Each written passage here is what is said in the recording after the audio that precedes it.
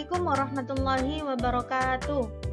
Di sini kami kelompok 1 akan menjelaskan mengenai pengantar media pembelajaran di sekolah dasar.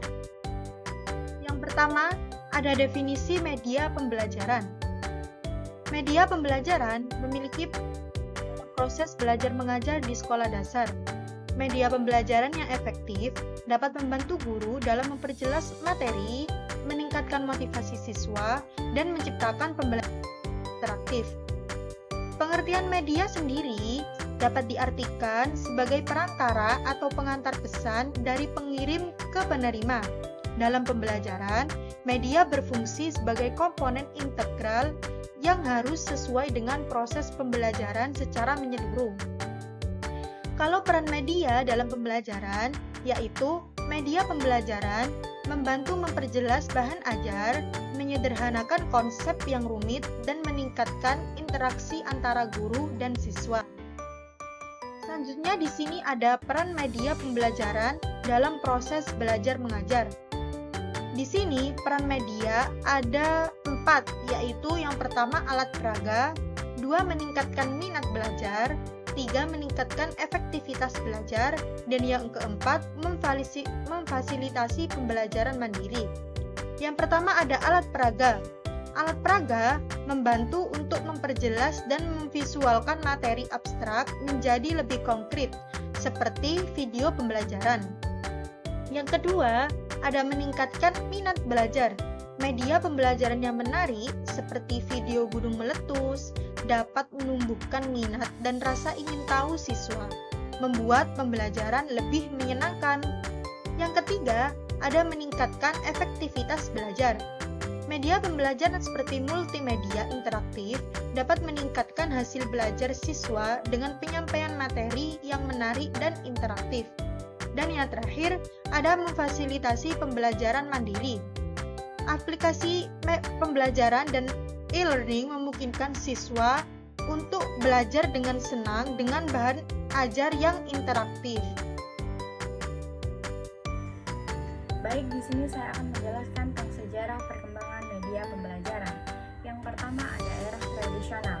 Nah, pada era ini media pembelajaran itu didominasi oleh alat-alat yang sederhana seperti papan tulis, kapur, dan juga buku cetak. Metode pembelajaran cenderung satu arah dengan guru sebagai sumber utama dari informasi. Lalu yang kedua ada era audiovisual. Ini terjadi pada abad ke-20, di mana media pembelajaran berkembang dengan menggunakan film, radio, dan juga televisi. Media ini menawarkan pembelajaran yang lebih interaktif dan juga visual. Lalu yang ketiga ada era teknologi pendidikan. Nah, pada era ini munculnya media atau mesin pembelajaran dan juga pengajaran terprogram pada tahun 1950-an yang membuka jalan bagi pembelajaran yang lebih berstruktur dan juga individual. Lalu yang keempat ada era komputer dan juga multimedia. Nah, pada era ini penggunaan komputer dan juga multimedia itu pada tahun 1980-an hingga 1990-an yang membawa pembelajaran menjadi lebih interaktif dengan akses ke sumber informasi yang lebih luas. Lalu yang kelima ada era digital dan juga e-learning. Nah, internet menjadi platform utama dalam pembelajaran pada era ini, memungkinkan akses mudah dengan materi pembelajaran dan juga pembelajaran yang jarak jauh. Lalu yang terakhir ada era artificial intelligence dan juga virtual reality.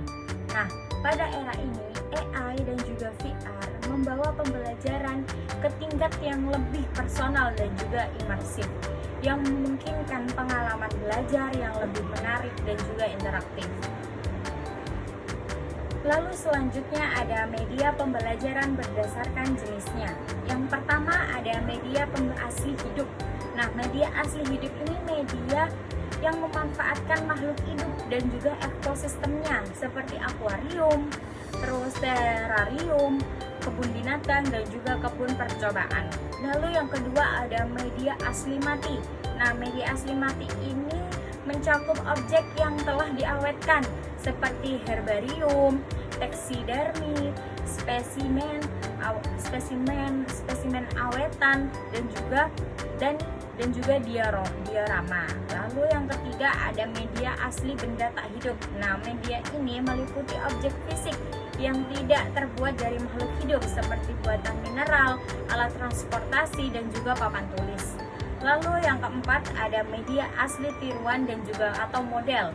Nah, media ini merupakan representasi dari fisik yang digunakan untuk memahami konsep yang lebih kompleks seperti model irisan bumi, lalu model penampang tumbuhan, dan juga model torso manusia.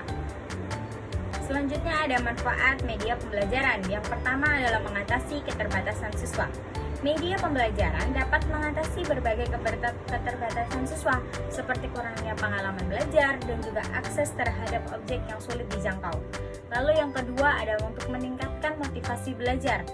Media pembelajaran yang menarik dan interaktif dapat meningkatkan minat dan juga motivasi belajar siswa. Lalu yang ketiga ada meningkatkan pemahaman. Media pembelajaran membantu siswa memahami konsep abstrak dan juga kompleks dengan cara yang lebih mudah dipahami. Selanjutnya, ada tantangan dalam penerapan media pembelajaran di sekolah dasar. Yang pertama, keterbatasan sumber daya. Keterbatasan sumber daya ini yaitu kurangnya akses teknologi dan sumber daya di banyak sekolah dasar menjadi hambatan utama dalam penerapan media pembelajaran. Yang kedua, ada keterampilan guru. Keterampilan guru ini di mana banyak guru yang kurang terampil dalam penggunaan media pembelajaran modern, membutuhkan pelatihan dan dukungan. Yang ketiga, ada motivasi siswa.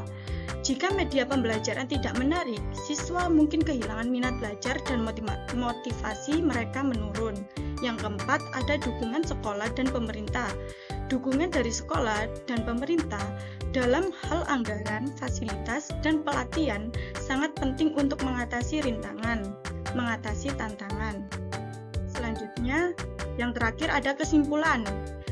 Dari penerapan media pembelajaran di sekolah dasar di Indonesia yang menghadapi berbagai tantangan untuk mencapai pembelajaran yang efektif dan interaktif dibutuhkan kolaborasi antara guru, sekolah, pemerintah, dan orang tua dengan komitmen dan dukungan yang kuat.